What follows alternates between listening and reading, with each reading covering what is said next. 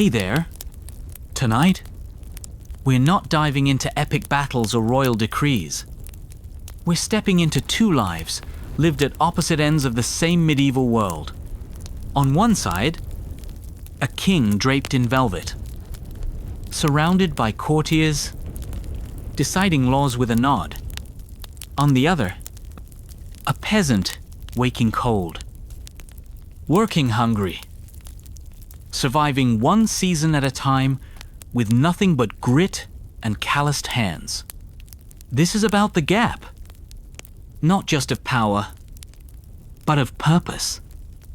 Two people born into systems they didn't choose, living days that couldn't be more different. One commands, one obeys. Builds imperis. The other keeps them running.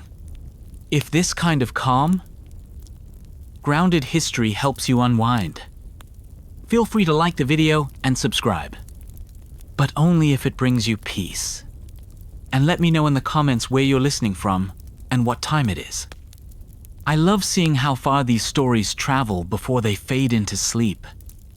So, take a breath, dim the lights, settle in, and let's begin with two lives that shaped a world one silent chore at a time. You wake up slowly, not because you're rested, but because your back is screaming. It's a low, dull ache, like someone quietly grinding a stone into your spine. The straw-stuffed mattress under you is more mold than straw now. It hasn't been changed in years. And every time you shift your weight, dust and a faint smell of mildew puff into the air. You're sharing this bedding with your wife, two children, and something you're fairly sure is either a rat or deeply unlucky squirrel. Either way, it's warm. And that's something. The roof is leaking again. You had hoped the clay patches you pressed into the holes last autumn would hold through winter. But they didn't. A slow drip has been plinking into a tin bowl all night. It sounds like a cruel clock. Plink. Plink. Plink. There's no fire. There was last night. You remember the glow before you fell asleep? Huddled in your coarse wool blanket with your arms wrapped around your youngest child to keep her warm. But now, there's nothing but cold ashes and the memory of warmth. Your breath fogs in the air above you. You don't have a chimney. Just hole in the roof that lets the smoke out and rain in. It does both jobs poorly. Outside, something groans. Might be the wind. Might be pigs. Your neighbor, Edric, already splitting wood. You can't tell. Doesn't matter. You sit up slowly, careful not to knock over the bowl of water you keep beside the mattress. It's half frozen with a skim of ice on the top. You break it with your fingers and splash it on your face. It stings. That's how you know you're awake. You pull on your tunic, the same one you wore yesterday and every day before that. It's rough. Smells faintly of smoke and earth. Has been mended so many times, the patches have patches. You tie a rope around your waist. The belt broke last year. Your feet hit the dirt floor. No shoes. You had shoes once. But the soles wore out and leather cracked. And eventually, you just gave up. Now, it's bare feet in winter. It's not pleasant. But at least you don't have to worry about thieves stealing them. Your home is one room. No halls? No. Separate spaces. Just a half at the center. A few tools hanging on the wall. And scraps of cloth nailed over the windows to block wind. If you're lucky, there's a bench, stool, maybe a single iron pot. Privacy. Luxury. The average medieval peasant lives cheek to jowl with their entire family, and sometimes their livestock. A goat might sleep near the door for warmth. Chickens peck inside, looking for spilled grain. Your wife is still asleep, or pretending. She was up with the baby again. The child has a fever that won't break. You've tried everything. Garlic prayers. Tying a scrap of holy cloth around her wrist. Nothing works. You don't mention it. Your oldest son is already outside.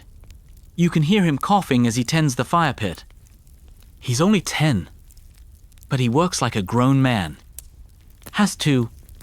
There's no one else. You grab a crust of bread from the table. If you can call it that, it's a flat board resting on two uneven stumps. The bread is hard. You dip it in the leftover water to soften it. It doesn't help. You chew anyway. The bread is made from barley, or maybe rye, mixed with whatever filler you had. Peas. Grounder corns? Even sawdust. It's baked once a week, maybe. And the rest of time, it sits near the fire, growing harder by the hour. You glance at the small wooden icon on wall. A crude carving of saint, whose name you don't know. You mumble a prayer, or at least the rhythm of one. Latin isn't your language, but the words feel sacred by sound alone. Maybe that's enough. A few moments of silence pass. Then the rooster crows. Not yours. Of course. You can't afford one. It's Edric's. It sounds smug. You stretch your back and hear it pop in 3 places. That's the morning song. You take a deep breath. The air smells like damp straw. And unwashed wool. You feel the cold settle into your bones like an old friend. Time to start the day. Today, like every day, begins with wood. Without fire. There's no warmth. No cooking. No hope of boiling the lice from your clothing. You grab a dull hatchet and trudge to the woodpile. You're not allowed to cut trees in the Lord's forest. Technically, even gathering fallen branches is illegal. But everyone does it. You just hope the steward isn't watching. The mud clings to your feet. The ground never really dries. Not in winter.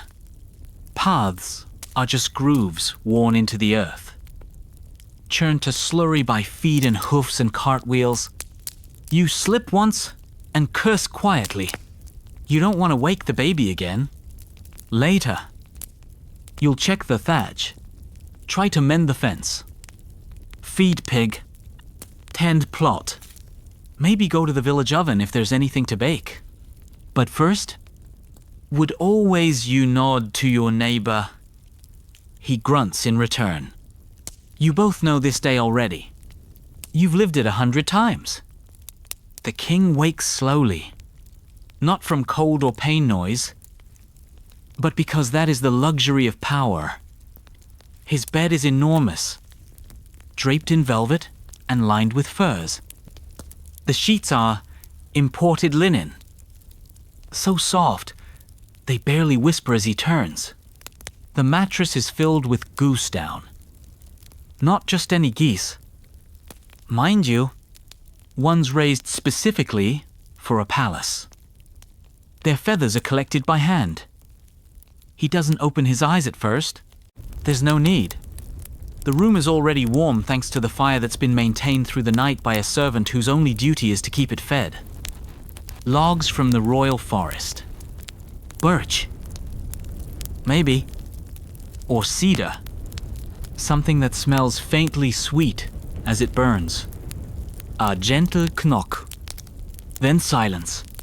Another knock. Then the door opens slowly. A Follett enters and walks quietly, placing a pitcher of warm water beside the bed. Another servant follows with a warmed robe. A third holds a towel. A fourth, his slippers. Each one bows in sequence like a slow-moving clock. This is routine. Every medieval court has one. The king does not rise alone. He is dressed, washed, tended to. Even the act of waking is political. Who allowed into the room? Who speaks first? Touches the king's garments? Protocol is everything. It reaffirms the natural order. The king stretches. A servant pulls back the curtains.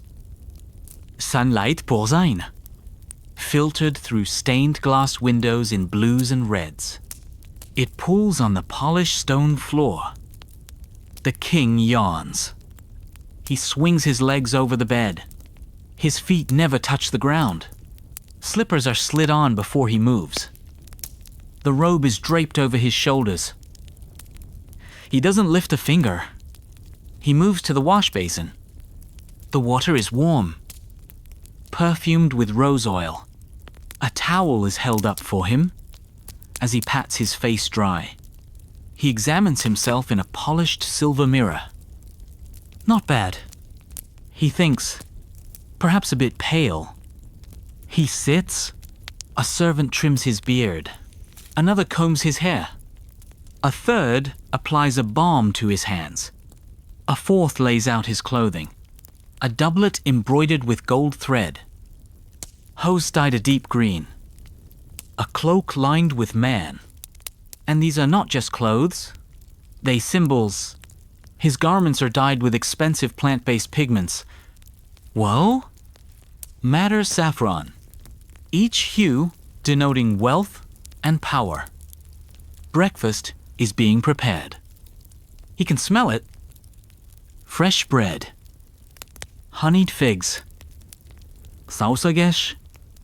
Eggs. Something sweet. Something savory. It will be laid out in the solaroon, beside a fire, and beneath tapestry of his grandfather, slaying a boar. While he eats, may hear poetry or music or scripture. He may receive guests or he may not. The day's official matters can wait, unless war has broken out or a bishop has arrived unannounced. He hears a knock at the outer door. A steward with the morning briefing. News from the border. A letter from the bishop. A request from noble. A report on the grain stores. He waves it all away. Later, he sits in the warmth and listens to a lute player softly plucking a tune. Outside, the bells ring the hour. The sound is pleasant. Untroubling. The world beyond the walls does not concern him. Not yet. The king takes a sip of wine. Breakfast can wait for the medieval peasant. Breakfast was not a meal. It was a concession. A small pause between waking and working. A momentary comfort carved from the relentless pace of survival. It rarely came with ceremony. And it never came with choice. The half is barely lit. Its fire still sulking from the night before. You prow at the embers with a stick and blow gently. Your breath fogging in the air. With luck and a bit of kindling that hasn't gone damp in the night. A flicker appears. You feed it carefully until glows enough to warm the bottom of a clay pot. Balanced on the edge of a stone. Your hands hover near it. Desperate to steal back the warmth night took from you. There is no table. Just a flat board across two stumps. Already scorched in spots from balancing pots over open flame. You pull a wooden bowl from the shelf. Nutgate round. Chipped at the lip. And ladle in a scoop of what might generously be called porridge. The recipe is simple. Water. Some ground barley or oats. A pinch of salt, when you can afford it. There's no milk? Your cow. If you had one, died last winter. And the village dairy supplies go mostly to the reef. The consistency of the porridge is closer to paste than soup. Lumpy, grey, with occasional husks of grain that crunch when they shouldn't. You tear off a hunk of dark, coarse bread, the kind made from a mix of barley, rye, and whatever else can be ground into flour. Wheat bread is for the nobility. White bread is a miracle you've never seen. This loaf is dense, heavy, and days old. You dip it into the hot mush, soften enough to bite without breaking a tooth, and chew with the patience of someone who knows there's no alternative. Most peasants in medieval Europe began their day with something like this. The term breakfast wasn't even common until later centuries. Instead, the morning bite was a continuation of last night's sustenance. The word itself, breaking the fast, implied there had been a fast to begin with. For peasants, the fast never really ended. Your children sit near you, rubbing sleep from their eyes, already coughing. One of them eats with 2 hands. The other just stares into the bowl. You tell them to eat slowly, not because there's more coming. There isn't, but because it's better to stretch the illusion. Your wife drinks weak ale from a cracked wooden cup. It's thin, bitter, and lukewarm, but it's safer than water. The stream outside has a habit of killing chickens and children alike. Boiling takes fuel. You don't always have. So the ale brewed from grain fermented just enough to kill what the river carries becomes the drink of choice, even at sunrise. Sometimes when luck-aligned breakfast includes an onion or leeks boiled with a bit of fat scraped from the bottom of the meat barrel. But this morning there's no meat. The pig was slaughtered weeks ago. Its part salted and hung in the rafters. Most of it went to the Lord, as was required by law. A tax of flesh, bone, and survival. You hear your neighbor cough outside. Edric again? He's already on his feet. Already working. You envy his energy. Or maybe you just envy his chickens. He has 3. You have none. Someone knocks on the door. A soft rap.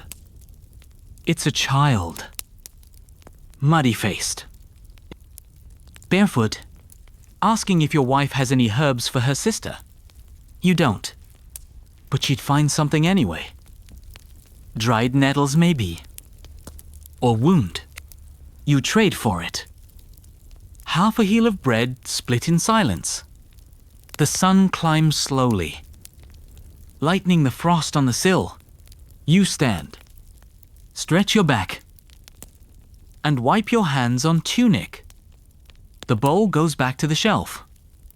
The pot, still steaming faintly, is saved for later.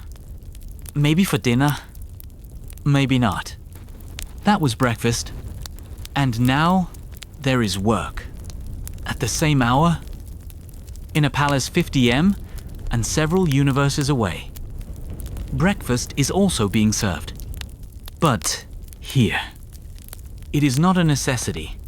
It is a display. The king awakens in silk sheets. The smell of sweet wood smoke curling through the air from a fire that never dies. A steward appears to announce the meal. Though the scents have already done the job, he is led into Sola. A private sunlit room where tall windows spill light across painted walls and a floor covered in hand-woven rugs from Moorish lands. The table is already set. Silver platters lined with folded cloth napkins. Carved, wooden bowls glazed with colored enamel. Knives so polished they reflect the face of man who holds them. No dish touches the table before being tasted by a food taster. The threat of poison is real, especially in times when political ambition is as common as hunger. A loaf of soft white bread made from the finest sifted wheat flour rests beneath a linen cover. This is manchette bread prized for its purity. A luxury. Only the upper class can afford the fine saves and careful processing that turns ordinary grain into something this pale and delicate. Alongside it, poached eggs from palace hens sprinkled with herbs from the castle's kitchen garden, spiced sausages of venison and boar, cured and smoked in ways peasants have only heard about. A bowl of figs imported at cost from Iberia or the Holy Land, cut open to reveal their purple, red insides. Honeycomb dripping onto cheese. Rich and soft. Made from the milk of sheep raised on lands the king has never seen. He eats slowly, not because he is savoring the meal, but because he knows can. There's no rush. A cup of me sits by his plate, gold, tinged, and lightly scented with herbs. He drinks little of it. A servant waits with watered wine in case his mood changes. Breakfast for a king is as much about being seen as it is about eating. Attendants hover in silence. Musicians pluck a slow tune in the corner. The steward reads aloud the day's agenda. Petitions from nobles. Disputes over borders. Supply concerns from the coast. The king listens with one ear, chewing on a slice of pear poached in cinnamon. It is sweet. Forgettable. Medieval royal meals were orchestrated events. Banquets and feasts were public, but even private meals followed rituals. Certain dishes implied wealth and status. The more exotic the ingredients, the higher the status. Spices like cinnamon, cloves, and nutmeg were imported at staggering prices through Venetian and Arab merchants. A single sack of pepper might be worth a cow. He finishes half the bread, a sliver of ham, and picks at a pastry filled with minced apples and dried cherries. When he's had enough, he signals with a hand. The plates are cleared silently. A towel is brought for his fingers. He hasn't touched anything directly, but the gesture is expected. He resigns slightly. Watching the dust float through the sunbeams, the servants step backward in perfect rhythm. The king's dog, a thin greyhound with polished fur, pads to his feet and rests its head on his slipper. He absently strokes its ears. Breakfast is over. Not because he is full, but because he says so. One meal eaten for fuel. One for pleasure. Devoured to fight hunger. One consumed because it exists. The peasant scrapes the last grain from his bowl and drinks weak ale. The king throws away half a roasted partridge because it tasted slightly overdone. The average peasant consumed around 500 to 2. Oh, 0 calories a day when available? Mostly from bread and pottage. The average nobleman closer to 4. Oh, 0, with far less physical labor to burn it. Gout. The disease of kings. Wasn't metaphorical. Too much meat. Too wine. Too little motion. But, in the end, neither man truly wins. The peasant walks away hungry to a day that will demand everything. The king walks away bored to a day that will offer everything and ask him to pretend it matters. And so they rise from their tables, both under the same rising sun. One, stomach aching with emptiness. The other, aching with fullness. Neither truly satisfied. You reach for your tunic, not because it's clean, not because it's new, but it's all you have. In medieval Europe, peasants didn't own wardrobes. They owned a garment. Singular. Maybe two. If the harvest had been particularly kind. One for work, one sleeping. Sometimes they were the same thing. Yours certainly are. It's made of rough spun wool. The fiber's coarse enough to scratch your skin raw if you're not careful. The color. Something between mud and old straw. It was once a pale brown. But years of labor, smoke, and unwashed sweat have darkened it into anonymity. The sleeves are uneven. One is frayed at the cuff. The other, patched with an old scrap from your wife's dress. No one will notice. Caris, underneath, if it's a good day, you might wear a linen shirt. Smock is the proper term. But today is not a good day. It tore last week while you were hauling timber, and the tear opened like a mouth across your side. You haven't had time to mend it. Besides, linen doesn't keep out the cold like wool does. Even if it's softer on the skin. You step into your hose, not like the nobles' finely woven stockings. Yours are closer to long woolen tubes tied at the knee, sagging at the ankle, and held up by sheer stubbornness. One of them has a hole in the heel. You've been meaning to stitch it shut. But every day, it seems less important than getting through the next RU. Shoes? If you're lucky, maybe you own a pair. Old cracked leather with twine laces and soles that have more holes than hide. Most peasants went barefoot for half the year, especially during warmer seasons. In winter, scraps of cloth might be wrapped around the feet. Or you simply walked carefully. Today, you slip your feet into wooden clogs, crudely shaped and unforgiving. But better than frostbite. Your belt is rope. It used to be leather, but that cracked and snapped the same year youngest was born. The rope is a better symbol of your station anyway. A looped, scratchy truth wrapped around your waist. No buttons. No zippers. Those are luxuries, centuries away. Your clothes are fastened with knots. Wooden toggles. Or nothing at all. The neckline of your tunic hangs open. Loose from years of wear. Your wife ties it closed with a bit of twine. She doesn't smile. Neither do you. There's nothing joyful about getting dressed when every stitch reminds you how close you are to nakedness. Medieval peasants had no closets. No, drawers.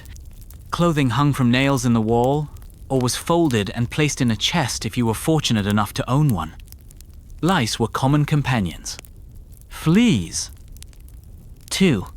You brush something off your sleeve and decide not to look too closely. In some parts of Europe, some two laws restricted what peasants could wear. Not that you were likely to offend those laws. You couldn't afford fine colors or dyed fabrics even if you tried. Purple, scarlet, or gold. That would be illegal and laughable. You've never even seen gold thread. Your wife wears much the same. A kirt? A kind of dress, if you squint. Made scratchy wool, tied at the waist with a cord. Her head is covered with a wimple. Not for fashion, but warmth and modesty. Her sleeves are rolled up. She's already working. The children wear hand-me-downs. So patched and mismatched, they resemble scarecrows. The baby is swaddled in rags. There's a hole in one of them, which you patch with more rag. The cycle continues. Getting dressed is not a transformation. It is not preparation. It is simply a layering of misery onto flesh. A small armor against the world just thick enough to fool yourself into thinking it matters. but you wear it anyway because to go out in nothing would be worse. In the castle, King's garments await him long before he opens his eyes, laid out by pages and valets. His clothing is carefully selected, inspected, and warmed by the fire, so that not even a thread feels chilled when it touches his skin. It begins not with the outer garments, but with the linens, soft bleached white undercloth made of finely woven flax fibers. Only nobles could afford such softness. The peasants grow the flax. The king wears it. First, a shirt, long-sleeved, smooth, almost weightless. It smells faintly of lavender, dried, and stored among the folds by servants whose names he doesn't know. Over that hose, snug-fitting woolen garments that cover his legs from ankle to thigh. These are dyed a deep blue, color expensive to produce, extracted from wed and reserved for those of means. Over the hose, he is helped into a doublet, a padded tailored jacket that buttons down the front with small discs of bone or polished horn. The buttons are decorative, as much functional. Unlike the peasant, King wears buttons not because he must, but he can. Buttons are a mark of craftsmanship, proof of tailoring, a symbol of class stitched into the seams. His cloak today is velvet, dyed of rich burgundy, lined with man fur. The cloak drapes from his shoulders and trails slightly on the floor. A servant tucks it, just so to avoid dust.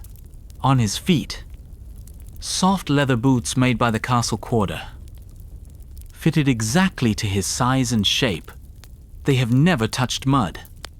A sash of silk is tied around his waist, its ends embroidered with the symbol of his house. Silk is imported from Xantium and the East. It travels through trade routes guarded by mercenaries and balanced on the backs of camels. It arrives here at great cost. He doesn't think about that. He just likes the way it drapes. Jewelry is optional, but customary. A ring or two, a broch, a clasp set with semi-precious stones. These are not for security or beauty. They are reminders to everyone in his presence that body is sacred. Adorned, elevated. While he dresses, attendants discuss the weather, his agenda, who might be arriving for court. Someone mentions a visiting dignitary. Another whispers about grain prices. It's all background noise. He nods. Occasionally, raises an eyebrow, but doesn't respond. He is busy being dressed. The final item, a surlet. Not quite a crown, but enough to remind everyone who he is. Not too heavy. This is morning wear, not a state occasion. Getting dressed for the king is not merely about function or even comfort. It is a performance. Layering of power, thread by thread. His clothes are stitched not just to warm him, but separate him from the world. To make it clear that he is not of the same cloth. And when he steps into the hall, robes trailing, hands ringed, boots spotless. Everyone who sees him understands the truth. This is not a man. This is a symbol, and symbols are always well dressed. One man dresses in a single wool tunic patched beyond recognition. The other is wrapped in layers of tailored elegance. The peasant gets dressed while standing, shivering beside a smoky hearth. The king is dressed by others, warmed to the fire he never has to feed. But both, beneath it all, are still just men. One clothed in discomfort, the other in performance. One wrapped in survival, the other wrapped in image, both bound by thread. Though only one can afford to ignore the seams. You step outside, and the cold hits like a slap. The door swings on tired hinges, and the air is sharp enough to sting the inside of your nose. You squint into the early light. The sun isn't up yet. Not really, just a pale smear on the horizon. Your breath clouds in front of you like smoke. You don't need a clock to know the time. Your bones do that for you. The yard is a mess of frozen ruts and old straw. Chickens peck lazily near the woodpile. One of them is limping. You make a mental note to check its leg later. You won't. There's no time. Your day begins not with a plan, but a list of obligations stacked like firewood. Uneven. Unstable. Always about to topple. First, you check the animals. The pig is rooting through what remains of the compost pile. Its eyes follow you wearily. Like it knows it's next on the menu. If winter doesn't ease up, it's probably right. You refill its trough with scraps. Two nipskins. Old leaves. And a few spoonfuls of yesterday's porridge crusted onto the side of pot. The pig eats with more energy than you'll have all day. The firewood pile is low again. You grab the axe from its spot against the wall. Handle smooth from use. The blade nicked and dulled. You trudge toward the treeing. Feet sinking slightly into frozen mud. You've been harvesting from the same grove all winter. Each day, you go a little farther in. Each swing of the axe feels heavier than the last. You gather what you can carry. Broken branches. Bark. Even damp twigs. Everything burns. If you're desperate enough, you haul it back in bundles on your back. No sled. No cart. No mule. Just you. You stack it haphazardly near the door. It won't last a week. Then water. Always. You walk to the stream with a bucket in each hand. The water is clearer than it should be. A bad sign. That means fewer fish. Fewer frogs. You draw it up in silence.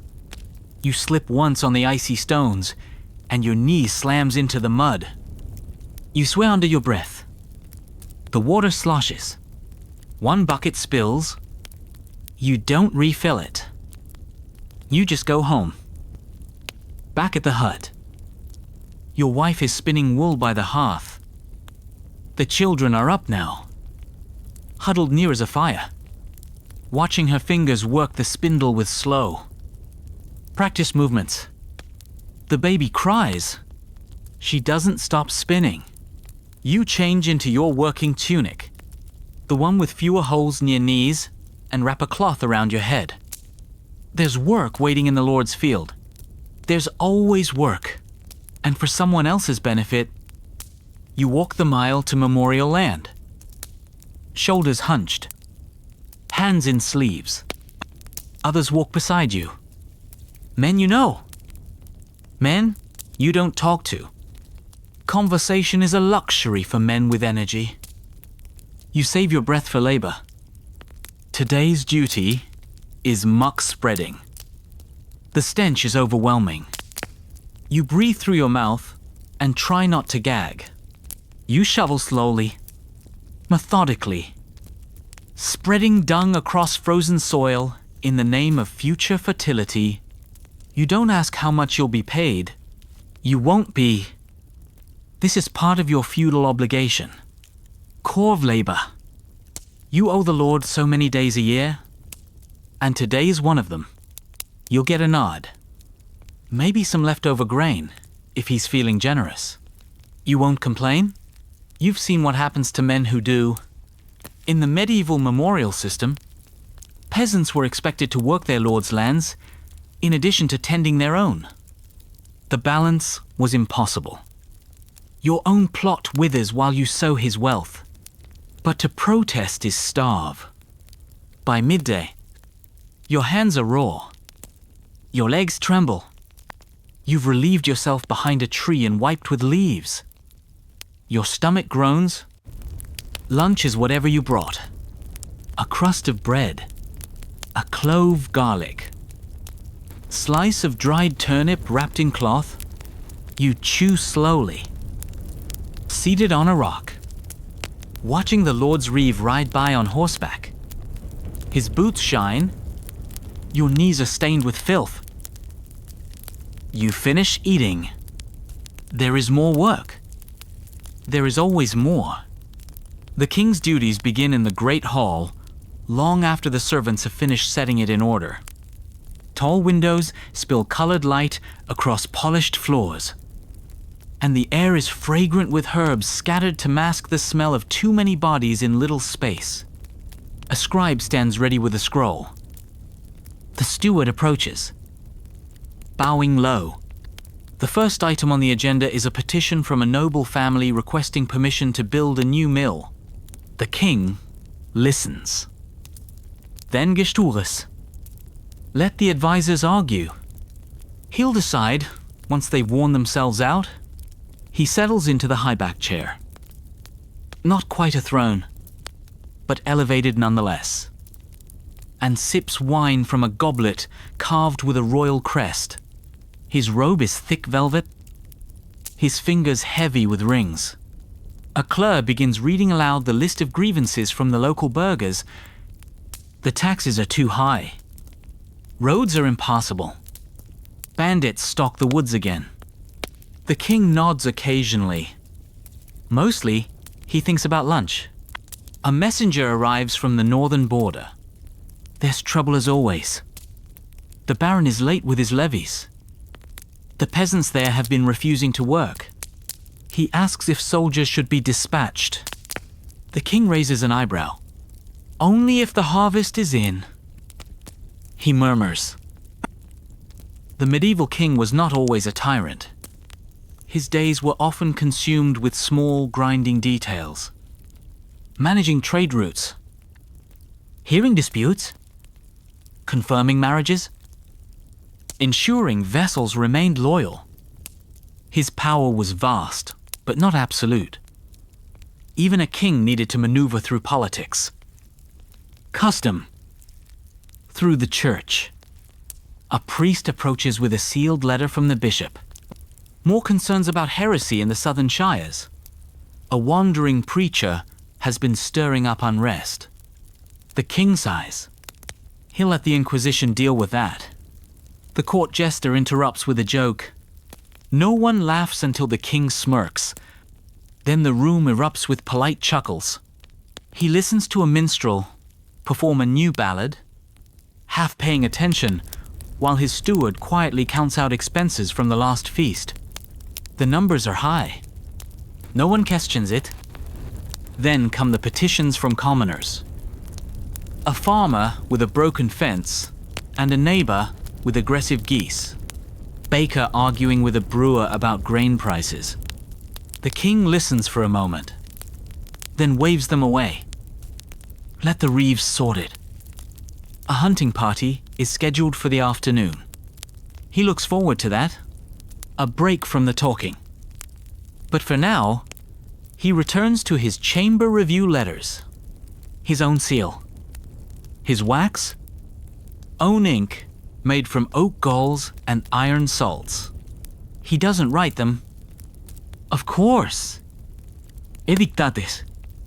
The scribe's job is to translate the king's words into something dignified. One letter to a cousin in France. Another to the Pope. A third, a mistress in a border town. By late morning, he's spoken to 30 men, heard 20 grievances, signed 15 scrolls, and decided very little, but his presence is enough.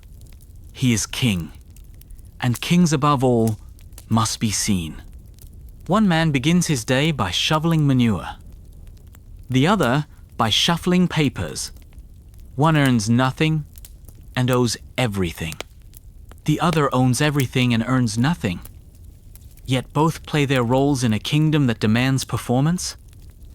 The peasant labors under the weight of his body. The king labors under the weight of his title. One cannot rest. The other hide. The peasant duties draw blood. The king's draw ink. You wake up already unclean. There's no moment of freshness. No scent of soap. Warm water on the face. Dirt lives with you. Not just under your nails or on your skin, but in mattress, in your clothes, food, and sometimes in your blood. You don't notice it anymore. Or rather, you notice it constantly. And there's just nothing to do about it. There's a bucket in the corner of your hut. It's filled with gray water. The same used yesterday to rinse a bowl or wash your child's feet. You splash your hands into it, then rub your face. It's shockingly cold. You blink. Your skin tightens. You feel more awake, but not cleaner. Soap is rare. When it exists, it's made from lye and animal fat, coarse and stinging, kept for special occasions. Your wife used the last of it weeks ago to wash linens before the saint's feast. She still has the blisters. You wipe your hands on tunic, which is already soiled at the waist from firewood, ash, and pig feet. It doesn't matter. You smell like sweat and smoke and old wool. So does everyone else. Medieval peasants didn't bathe that often, not because they didn't want to, but because there was little opportunity. No plumbing. Privacy. Water had to be carried bucket by bucket from streams or wells. Heating it meant burning precious firewood. The result? A full bath happened. Maybe a few times a year. More often in summer. Less winter. You couldn't waste warmth. The church preached cleanliness of the soul.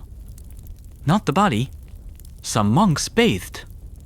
But for the average laborer, a wash meant a quick splash of cold water on the face and hands. You've heard rumors of Roman baths? Ancient places of steam and marble.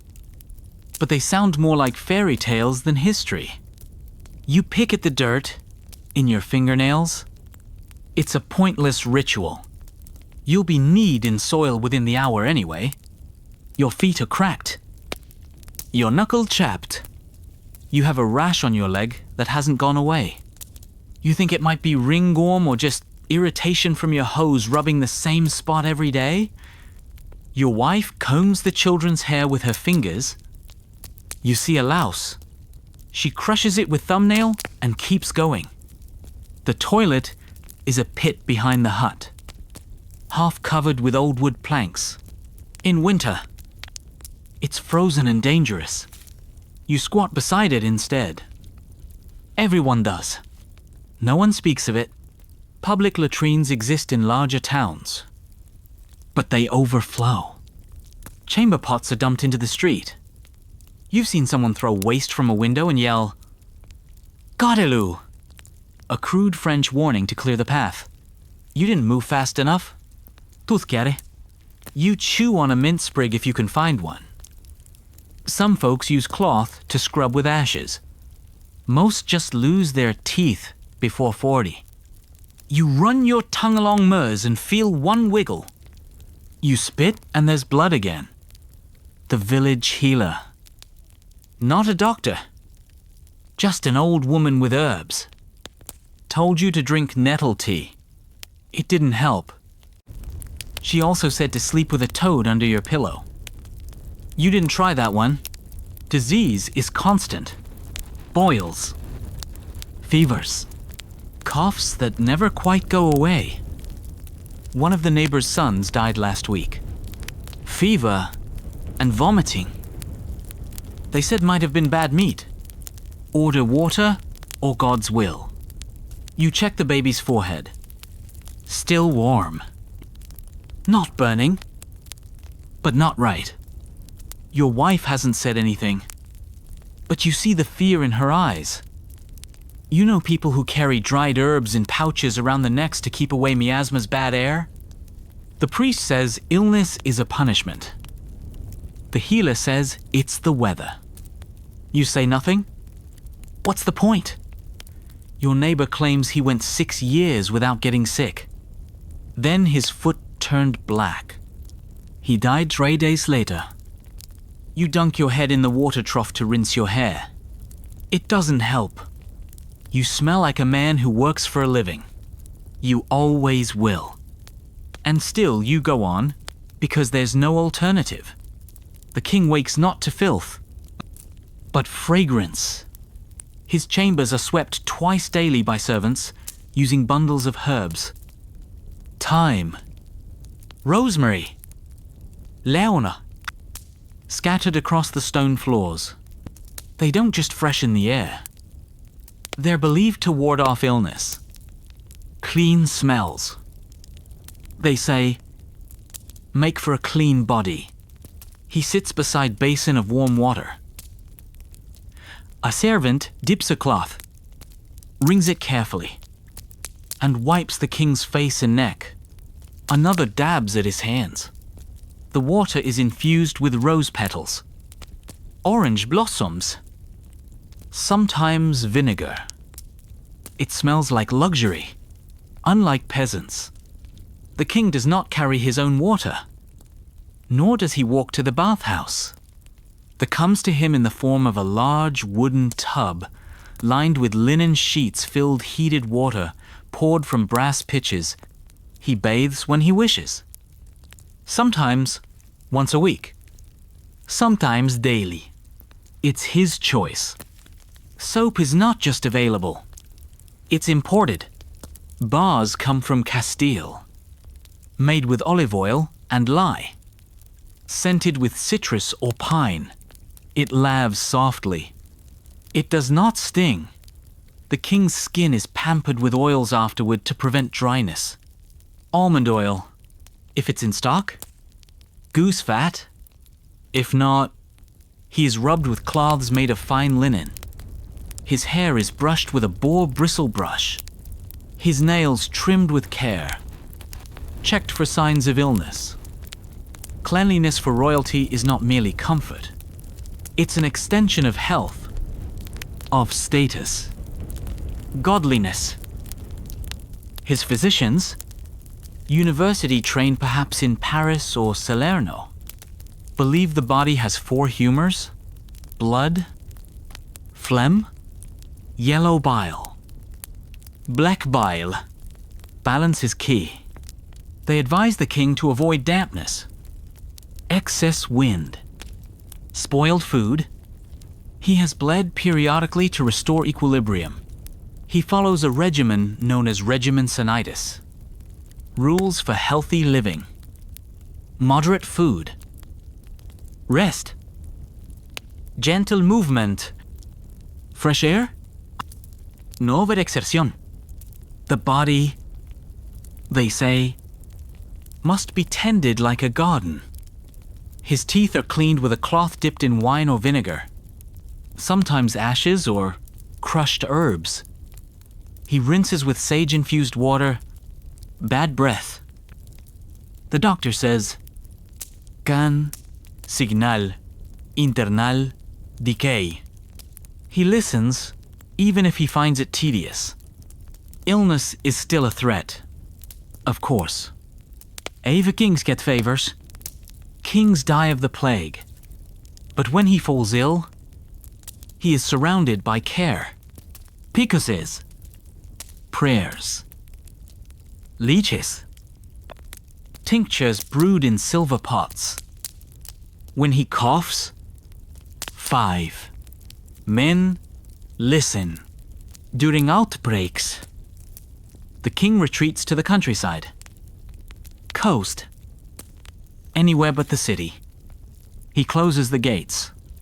No visitors. The poor die in the streets. he reads about it in letters. He hears tales of entire towns falling ill, entire villages vanishing. He commits a prayer. Mess. A candle to be lit, and he dines as usual.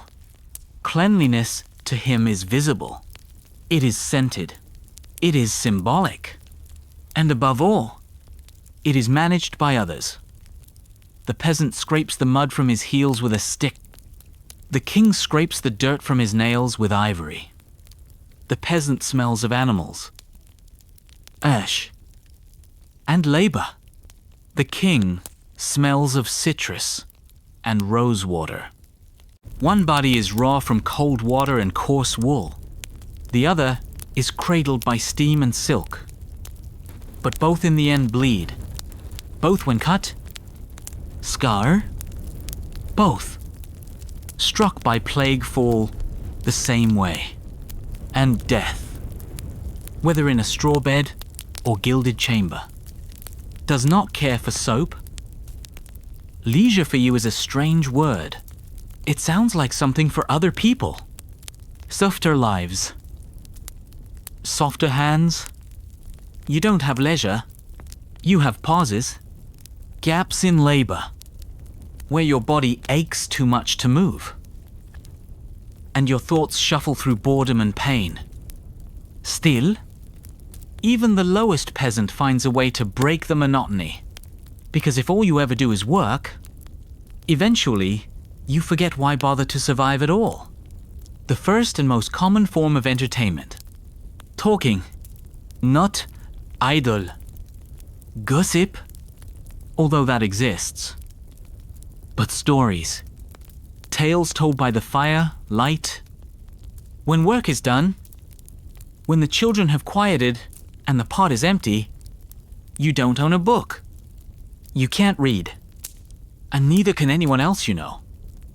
But you've heard stories passed down from your grandfather about saints, demons, dragons, and long-dead kings. Some tales are morality fables. Others are barely held together nonsense about animals who outwit the devil. All are told slowly, dramatically, with long pauses and widened eyes. They don't have to make sense. They just to make you forget your hunger. The village also entertains itself with song. Not in melodies, you'd find a cathedral, but sharp rhythmic chants, simple lyrics, easy to remember, often loud, always local. You know a dozen that mention someone in your hamlet by name? You sing while you work sometimes, not because it's fun, but because it helps the time pass. Festivals, when they happen, are the height of joy. The church calendar provides structure. Feast days, sign days, holy days, these are your sanctioned excuses to stop laboring. Drink, to dance, gather in the square with others and pretend the year isn't dragging its weight across your back. During the feast of St. Martin, the villagers roast what meat they can spare. You once saw a pig's head carried on a platter, its eyes replaced with onions. Children danced around it. Someone juggled turnips. You drank too much ale and vomited behind the church. It was the best night of your year. Games exist. 2, no boards, no tokens. Just rocks, sticks, and imagination. You've played Catch the Goose, a game that mostly involves chasing a terrified bird across field while people laugh. You've bet on who can lift the biggest log. You've watched grown men wrestle in the mud for nothing but pride and scratches. Sometimes a traveling performer passes through. A juggler. A puppet show. A man with monkey who does tricks for coin. You watched one swallow fire once. You're still not sure how he survived. You didn't have a penny to give him, but you stood in the mud for an hour, and watched in silence. And then, of course, there's ale. Weak, cloudy, sour, brewed in barrels that have never been cleaned, served in mugs that have never been washed. But it works. It dulls the edge. On a good night, you sit with neighbors nursing the drink and listening to someone attempt a dirty joke that's too long and poorly told. You laugh anyway. Not at the joke, at the effort. Drunkenness isn't frowned upon exactly. Is expected. Your Lord drinks. 2. The priest may warn against excess, but even he accepts a cup during feast days. You've danced in the dirt barefoot with someone else's wife. You've sung songs you don't remember. You've fallen asleep under a tree and woken up with leaves in your mouth. It isn't much. It's barely anything. But for a few hours, it's enough. For the king, entertainment is an institution, an extension of power, taste, and spectacle. It isn't simply about enjoyment.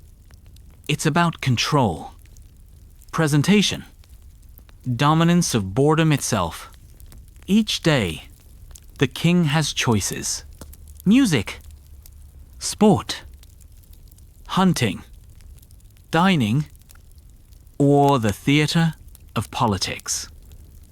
Each a stage upon which he performs his identity as ruler. In the late morning, a minstrel plays in the solar. Lute, harp, a flute, trained hands plucking chords composed to soothe or flatter. The melodies are composed by professionals, copied by scribes, and performed by those who know their lives depend on the king's reaction. He listens idly. Sometimes he closes his eyes, not out of appreciation, but out boredom. Then he waves a hand and says, "Enough." The room empties. Later he walks in the gardens. These aren't wild hedgerows like they outside the peasant's hut. They are curated spaces. Ornamental herbs, sculpted tapis, fountains imported from Italy. Everything arranged to remind him of order. His order? He plays chess with a visiting noble. The board is made of inlaid ivory and lapis. The pieces are hand-carved. The game is long, slow, half conversation, half test. He wins because he must. The noble doesn't mind. He was never trying to win anyway. In the afternoon, he hunts. The royal hunt is not a necessity. It's about feeding the court. It's theater. He mounts his horse bred for stamina and speed, wearing a leather doublet, gloves stitched with his crest. Hawks ride on gloved fists. Hounds run ahead. Horns sound. The forest clears for him. The animals are driven toward him by beaters, peasants with sticks, shouting and stomping through a brush. When the deer appears, he loses his arrow. If he hits, it is a great shot. If he misses, it was a great shot that narrowly missed. The record will reflect it either way. At the end of the hunt, there is a feast. The boar is roasted whole. Game birds are dressed in their own feathers. Wine flows freely. This is not survival. Abondance. A display of divine favor. The medieval king's court often included jesters, acrobats, storytellers, and even magicians. These performers were well trained, many traveling across kingdoms. A single misstep, a poorly told joke, an insult taken too far, could mean exile or worse. But if they succeeded, they might be near nobility. gain patronage, or receive a gift of land. He watches a performance. A troupe enacts a play from distant city, perhaps Paris or Prague. The themes are familiar. Betrayal, honor, God. He applauds at the end. Even if he barely followed the plot, the hall echoes with approval. No one asks if he enjoyed it. In the evening, he may read, "Not allowed. That is for clerks." But he listens to books being read him. Tales of ancient Rome. Romances, knights, and maidens. Treatises on theology. He asks questions occasionally, not always expecting answers. Then music again. Then a warm bath. Then sleep. Entertainment is not rare for him. It is constant. And yet he is often bored. The peasant laughs because it might be the only joy he feels all week. The king laughs because it's expected. One dances in the dirt bare feet to the rhythm of a friend slapping a barrel. The other dances in a hall gilded and perfumed to strings harps. One sings to forget the hunger. The other listens to singers fill the silence. The peasant waits all year for a single feast day. The king feasts every day and longs for something new. Yet both in their own way seek the same thing: to forget for a moment what they are. You wake hungry again. You went to bed with hunger sitting in your gut like a stone, and it's still there, just dulled by sleep. The idea of being full feels like a memory from another life. Maybe you were full once. A festival day. A neighbor's wedding. But most mornings, like this one, your stomach starts out quiet and gets louder by the hour. You stir the pot hanging over half. It's yesterday's pottage. Still warm from the coals, thick like glue and brown like mud. Bits of barley, a turnip chunk, a wilted leaf. You ladle a scoop into your bowl. There's not much left. So you give the bigger share to your eldest child. He doesn't thank you. He just eats like a dog that doesn't want to be seen. Pottage is what you eat. Morning. Evening. Sometimes cold in the middle of the day, if there's enough to spare. There's no recipe. It's whatever you have, boiled for hours until it can't be picked apart. Barley and oats are common. Sometimes beans, peas, leeks. If you're lucky, a scrap of fatback or a bone for flavor. Usually not. Bread is next. If there's any, yours is black and hard, made from rye and barley, grains that grow better in poor soil. The kind you farm, the flour is mixed with water and salt if you have it. Then, baked into rounds or flat cakes in the communal oven if you remembered your place in line. There's grit in the bread. Stone ground flour always leaves a bit behind, and it wears your teeth down year by year. Your murs feel dull now. One is starting to crack. You chew anyway, slowly, carefully. You drink ale. Everyone does. Not the strong stuff. What you have is weak and cloudy. More like fermented grain tea than anything intoxicating. But it's safe. Safer than the river. The well went bad last month. And you still remember the sick child who didn't make it? Boiling water takes firewood, and firewood takes hours. Al, meat is rare. Maybe once a month, you buy a scrap from the tanner. Cut too fatty to cure.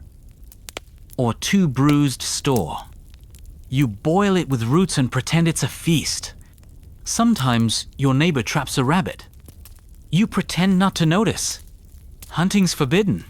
unless you're a noble. The punishment for poaching a deer is death. For a rabbit, a beating. For a swan, you don't want to know. Your pigs are gone. Sold off after the last frost destroyed the root cellar. Chickens are easier to keep, but they don't lay in winter. You used to trade eggs for cheese? Now, you just eat the eggs when there are any. Cheese is a summer luxury. Milk turns too quickly this time of year. On holy days, there's more to eat. Saints, feasts, harvest festivals, weddings. These are the times you remember with your eyes closed. Bread stuffed with onions, roasted goose, baked apples dripping with honey. It doesn't last, but it burns into memory. You've told your children stories of the last Makemas feast as if it were legend. Some peasants barter with their produce. You trade leeks for butter, cabbages for fish. The fish is salted, rough on the tongue, but keeps. Well, you once found a coin at the roadside and bought a fig at market. One figure. You sliced it in 4 and let your children each have a piece. They still talk about it. Your food doesn't travel. Nothing comes from farther than a day's walk. You don't know what olives are. You've never seen a lemon? Spices are a rumor. Peba for punsis. You flavor with herbs. You grow yourself.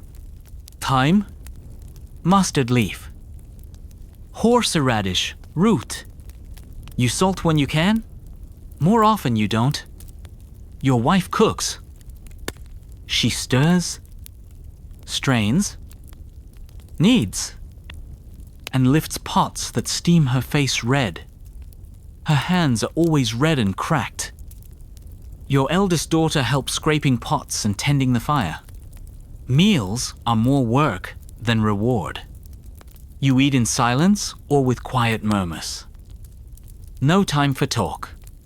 You eat to finish, and when it's done, you thank God whether you mean it or not. Then go back to work. The king eats whenever he chooses. Or rather, whenever the schedule of the court allows him to be fed with ceremony. Meals are more than nourishment here. They are theater. Statements. A feast, not just for his guests, but for the idea of monarchy itself.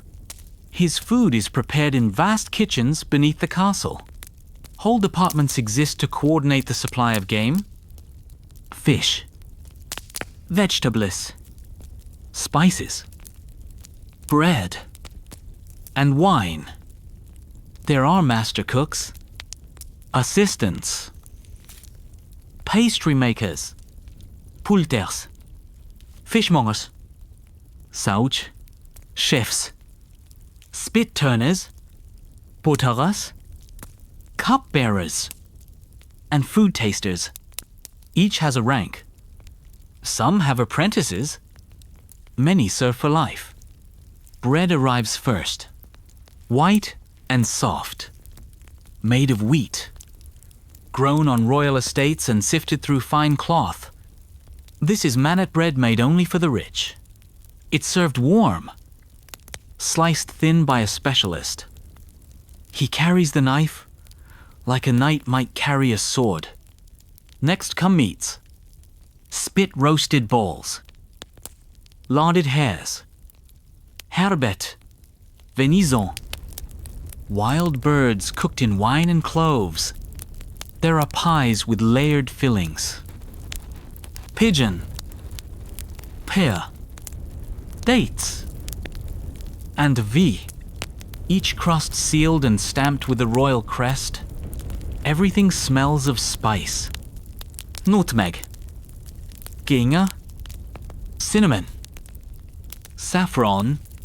Spice is more expensive than gold. The king does not eat from wooden bowls. His dishes are put at silver or gilded ceramic. His goblets are etched glass or ornate metal, often studded with stones.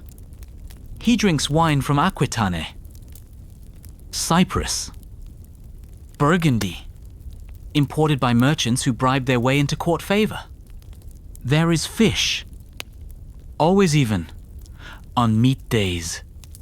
Salted sturgeon, eels in almond milk, baked trout, garnished with violets, on Fridays and fast days.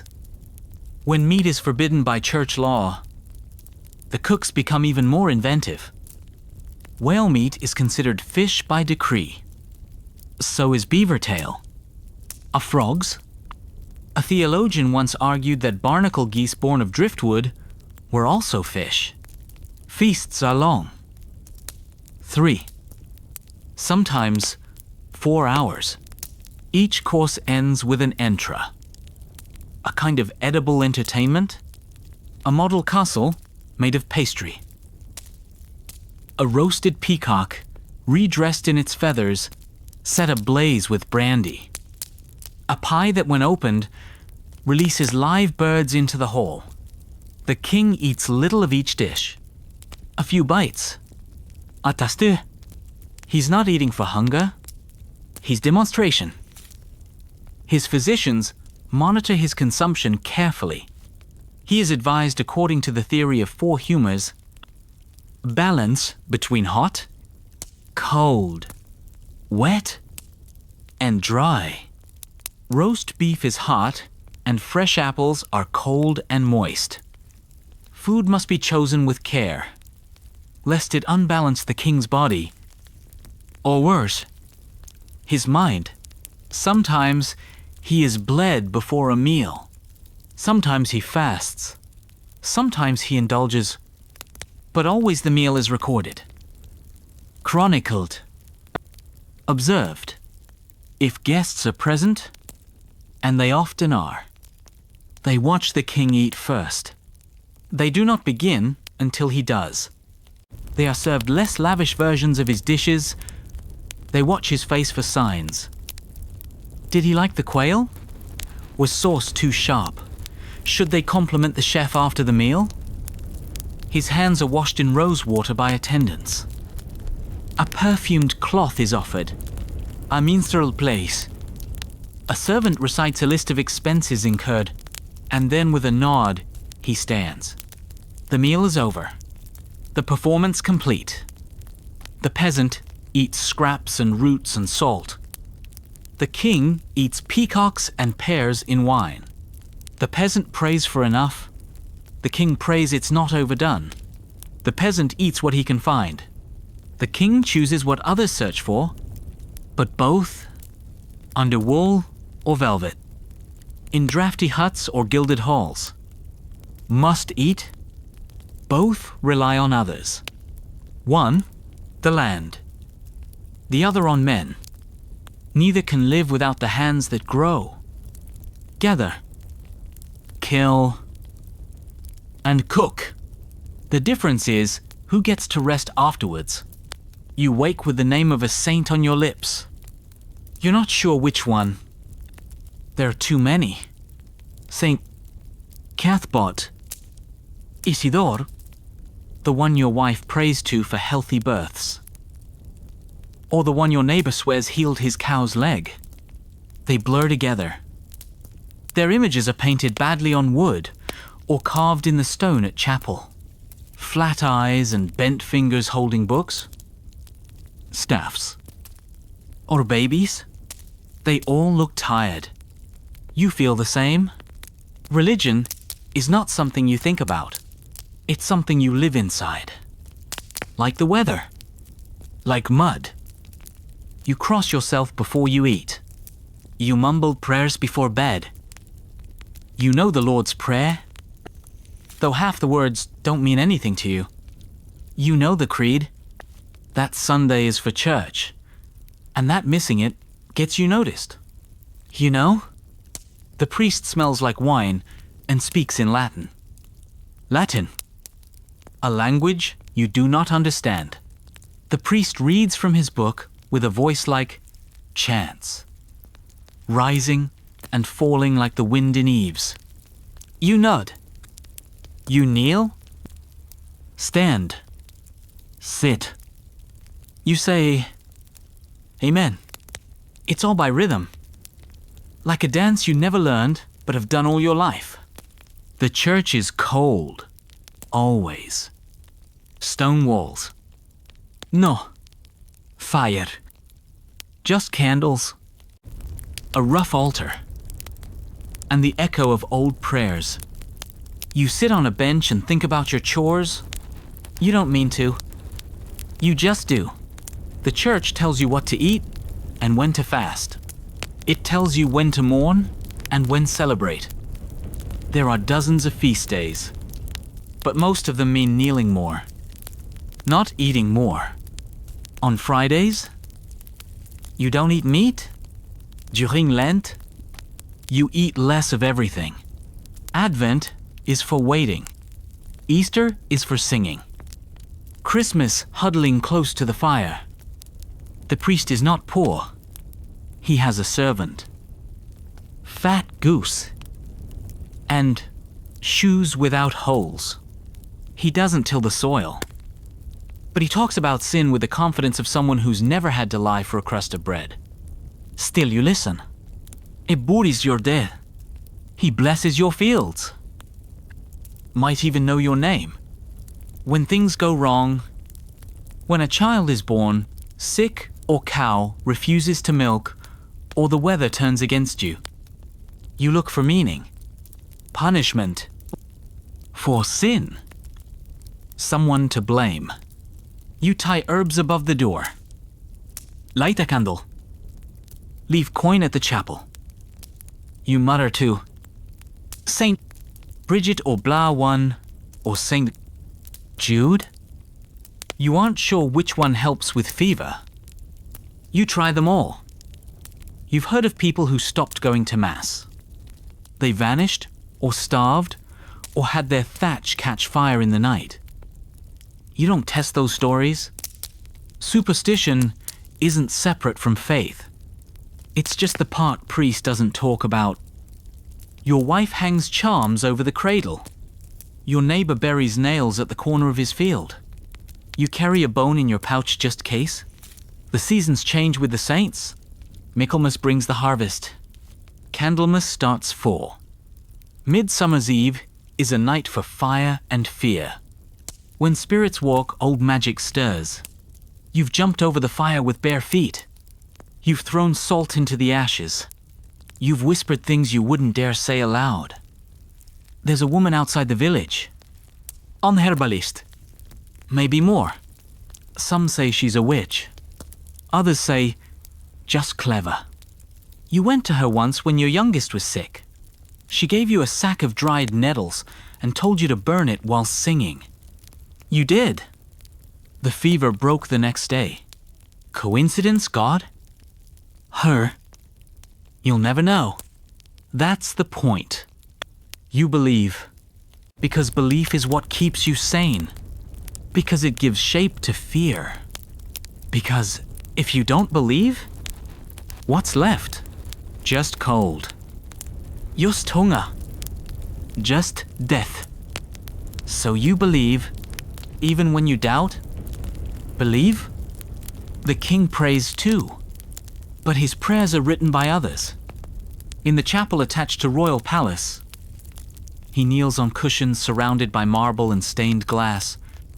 He holds a prayer book. Psalter illuminated in gold and crimson with saints drawn in miniature.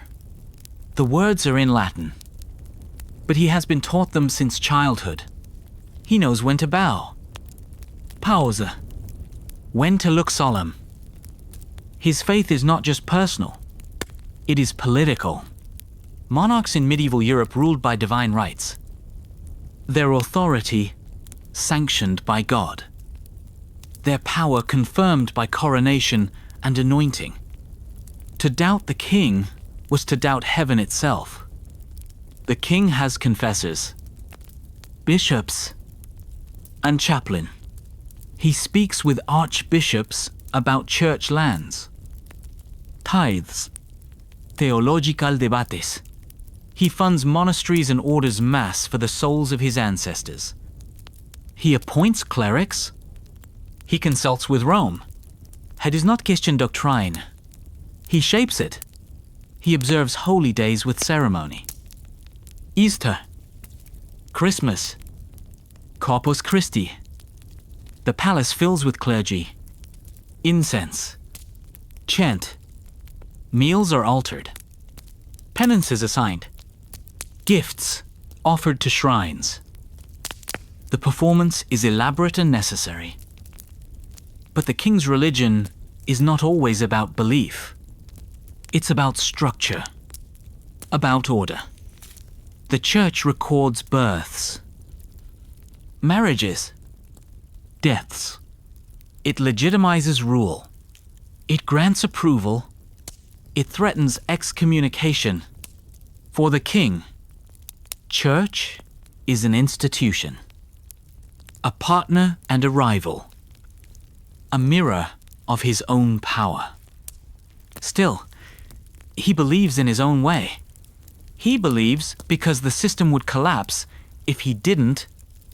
He believes in divine order, in moral duty, eternal reward.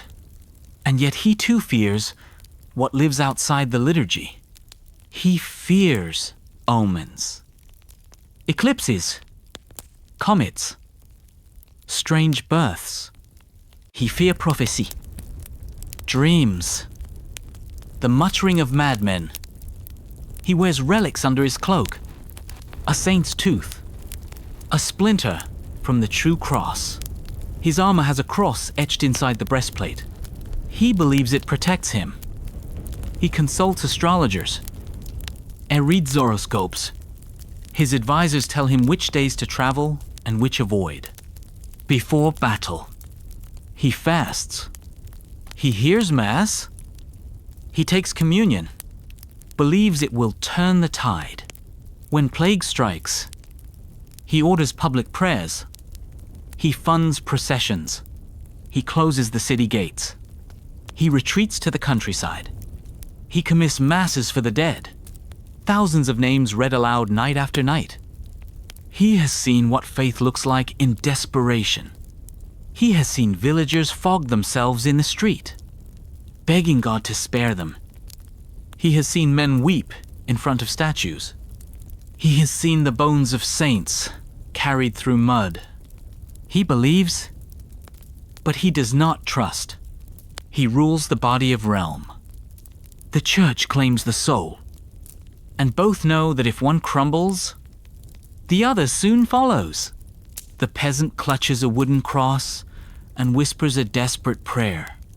The king kisses a jeweled crucifix and signs a royal decree. One lights a candle for luck. The other funds a cathedral.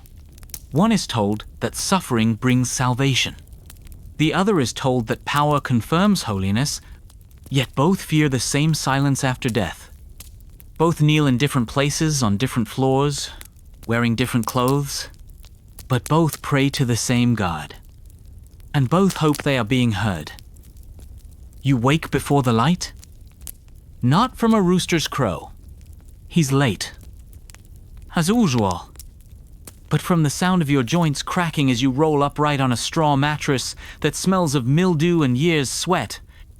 You rub your eyes. Try to remember if today is your turn to haul water or your son's and reach for the same coarse tunic you wore yesterday and the day before. You're not free. That's something you say out loud. It's not a thought you entertain often, but it lingers in your ribs. Hands. The rhythm of your life. You are a serf bound to the land, not a slave. Not in name, but near enough that the difference hardly matters. Your Lord owns the ground beneath your feet. You simply borrow its surface, one furrow at a time. Today's labor is predictable. Muck the stalls. Collect firewood. Repair a fence flattened in the storm. Tomorrow, it might be threshing grain in the manor's barn, or fling a barrel of ale to the Reeves' house, or helping with the sheep. Work does not rotate with fairness, only with need. And need never sleeps. Each season comes with its own torment. Spring is planting. Endless hours hunched over rows of soil, pushing seeds into earth, still clinging to winter's chill. Summer means harvest, and your fingers blister as you reap barley and hay until your tunic clings to you with sweat. Autumn is the rush to preserve salting meat, storing apples, bottling what little beer you've brewed before it spoils. And winter. Winter is endurance. Cold seeps in through the thatch and into your bones. You wake stiff and hungry. Go to sleep hungrier still? Most days you eat bread. Not the white loaves of the rich, but dark, dense barley bread, flecked with grit from the millstone. Pottage, if you're lucky. A stew of whatever you've managed to find or grow. Leeks. Turnips. Beans. A strip of bacon if you're blessed. Ale instead of water, because might kill you. You have no tools of your own. Just what's passed down or shared. A wooden plow with a cracked handle. A hoe tied with twine. A cart with one good wheel. If something breaks, you fix it. Or don't. And make do anyway. Under feudal law, you overlord between 2 and 5 days of labor each week. Depending on your agreement, this is called corv labor. And it's not optional. You work his land before your own. You mend his fences, repair roads, harvest his grain. Only afterward. If time and daylight allow, do you tend to your own meager strip of soil? If you protest, risk punishment. If you falter, risk starvation. And then there are the taxes. You pay a tithe to the church, 1/10 of everything you grow. If your harvest is bad, the tithe remains same. The priest doesn't farm, but he eats well. You also owe balates or fees for using the Lord's mill. His oven, press, nothing is free. Even boiling water might require permission. Your wife labors just as hard. She spins, bakes, cleans, tends animals, nurses children, and still finds time to mend your socks. There's no rest for her either, nor for your children. The moment they can lift a bucket or shoe goose, they work. No one asks you what want to be when you grow up. You already are what you will be. A worker of land, a servant of someone else's estate. A man defined by how long his back can hold out. But sometimes there's a quiet joy. You finish digging a new furrow and step back to admire its line. You patch the roof with thatch that stays dry during the next rain. You build a chicken coop from scrap wood and watch your children gather eggs with giddy smiles. It's not ambition. It's not pride. But it's yours. You might think a king's life is idle. That he lies in silk, is fed by servants, drifts from banquet to banquet. That's true some of the time. But ruling is work. Different work. Yes, but work all the same. He wakes surrounded by functionaries. A chamberlain. A squire. Confessor. Groom of the stool. Every movement is observed. Every word carries weight. He is expected to be the embodiment of divine order. The cornerstone of a realm stitched together by loyalty and law. His day begins with counsel. The royal household is a bureaucracy. Treasurers count coin. Stewards manage land.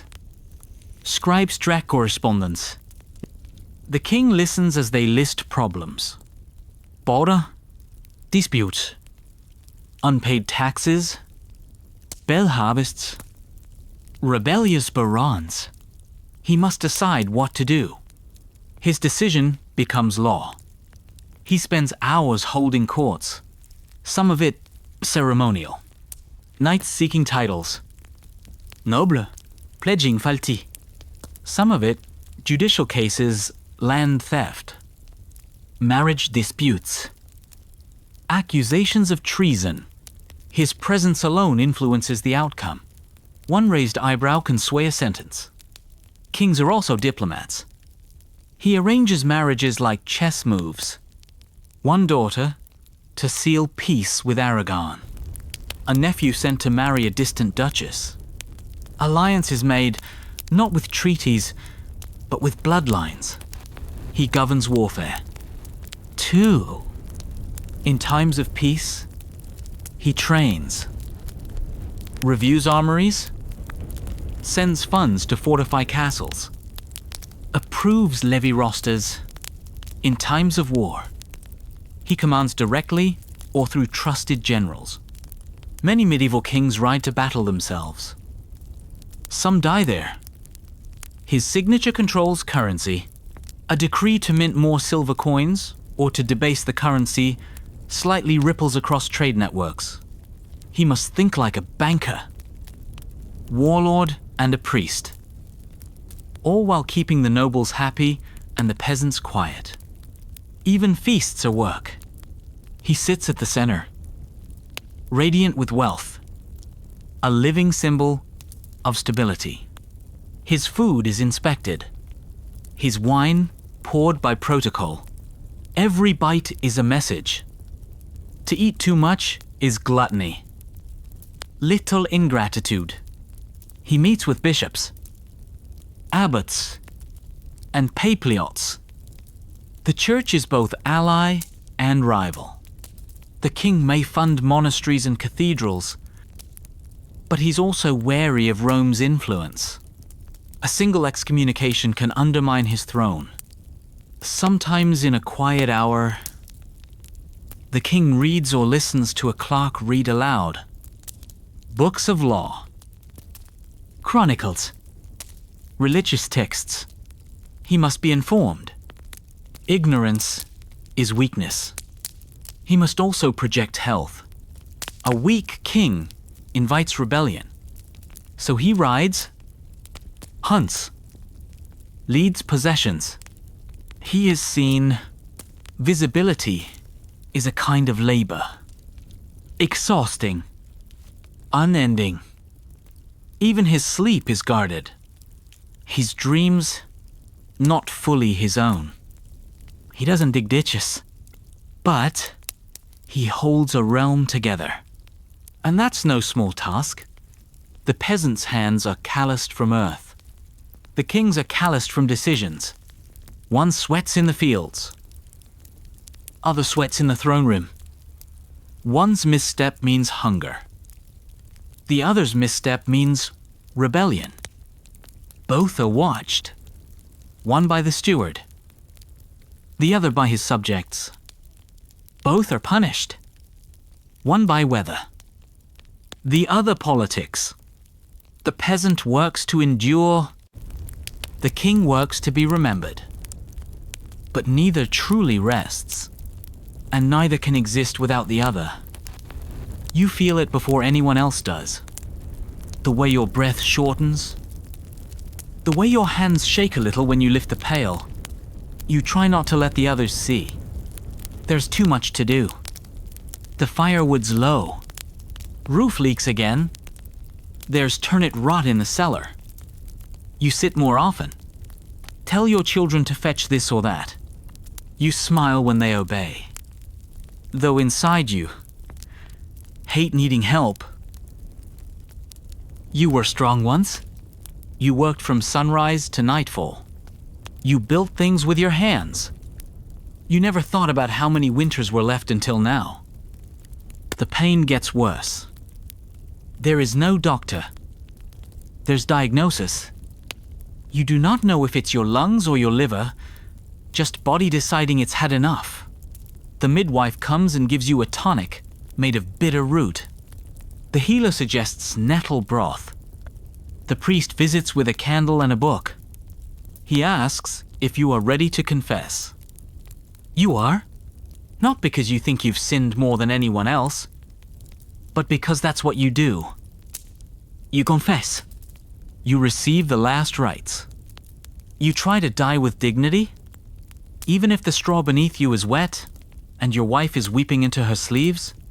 In medieval villages, death is part of life. The average life expectancy hovers around 35. But it isn't, because people drop dead in their 30s. It's because children die, often and women die in childbirth, and accidents and illness don't wait. If you survive past childhood, you might live to 40, maybe even 50. But it's rare to see 60. Your family gathers. They're quiet. They don't ask questions. They know. You try to say something meaningful. A leçon? Joke?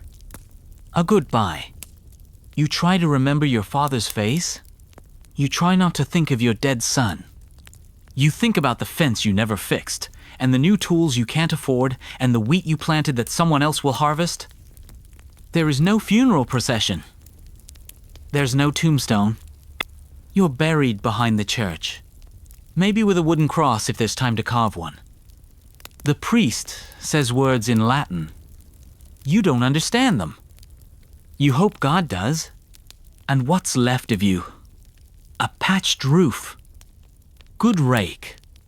A son who knows how to tie a proper bundle of kindling. A daughter who still sings while she milks the goat. Maybe someone will name their baby after you. Maybe they'll say, he was kind. He worked hard. Never wasted bread. That is enough. Because no one remembers most peasants. Not in books. Not in songs. But the world they built. One rock and one bale of hay at a time. That stays standing. That's legacy. He feels it too. But he's not allowed to show it. A king dying is a dangerous thing. It unsettles the court. Invites ambition. So the royal physicians say he is only tired. The courtiers whisper that he is resting. His enemies wonder how long he has left. His body is failing. But protocol does not. In medieval Europe, royal death is a ritualized event. The king does not simply fade. He begins to transition. His bedchamber becomes a prostate. Attendant over. Clerics arrive. The royal confessor is summoned. The windows are shuttered. Best relics are brought in. He is anointed again, just as he was at coronation. But this time, with the oil of the dying, he confesses sins, asks for forgiveness. He clutches a crucifix of gold and mutters prayers learned in boyhood. A scribe stands nearby to write down his last words, or at least something poetic enough to be remembered. The king's death must not be ordinary. If he ruled wisely, is mourned. If he ruled poorly, is endured until the last breath. But, in either case, he is treated like a vessel of divinity until the end. His family gathers. Sons, if he has them. A wife, maybe two. A bishop reads scripture. Trumpets may sound in the courtyard. The realm holds its breath. And when he dies, really dies, the news is announced with fanfare. A black cloth is hung from the castle walls. Church bells toll across the countryside. Messengers ride to the cities. Nobles are summoned to court. The royal seal is broken. Then comes the body. His corpse is washed and dressed, sometimes embalmed, sometimes not. Some kings have their organs removed. Some have their hearts buried separately. Some have their bones boiled to be transported without rot. He is placed in a coffin of wood or stone, even lead. A likeness may be carved in wax. A death mask taken. The funeral is pageantry. Dozens of priests. Hundreds of candles. Chouars, singing psalm. Nobles in black. A procession of mourners. Some paid to weep. They're to be seen. The coffin is carried on a cart, draped in velvet. Horses wear black. The heralds cry out his name, title by title. As he is lowered into the tomb, he is interred in a royal crypt. Westminster sandin spire, surrounded by ancestors sealed in stone. His tomb is engraved with Latin verse. His image carved in marble. His sword may lie beside him. A crown may be placed at his feet. Sometimes he's buried with coins. Relics. Evaniables. His will is read. His heirs named succession confirmed. But the kingdom does not rest. Wars break out over inheritance. Bastards rise to claim legitimacy. Queens remarry. Parliaments quarrel. One king dies, another takes his place always. And what remains of him, a lord that bears his name? Cathedral funded by his tithe. A portrait in a dusty hall. Maybe chapter in a chronicle penned by monk who never met him. But more often, his memory fades. Overwritten by the next war. Tax. The next king. The peasant lies beneath earth and stone. The king lies beneath gold and marble. One is buried by neighbors, the other by nobles. One rests beside a ditch, the other in a crypt, but they are equally still. Time forgets them at the same speed. The world turns without them. Grass grows over the grave. Language shifts. Stories blur. In the end, legacy isn't a statue or monument. It's the echo of your labor. The bread you baked that fed a child. The wall you built that stood another winter. The law you passed that outlasted your bones. The song someone still hums without remembering where they learned it. All things fade, but some things endure and work. Memory, in silence. And when both the king peasant have crumbled to dust, the only difference is how long it takes the wind to blow their names away.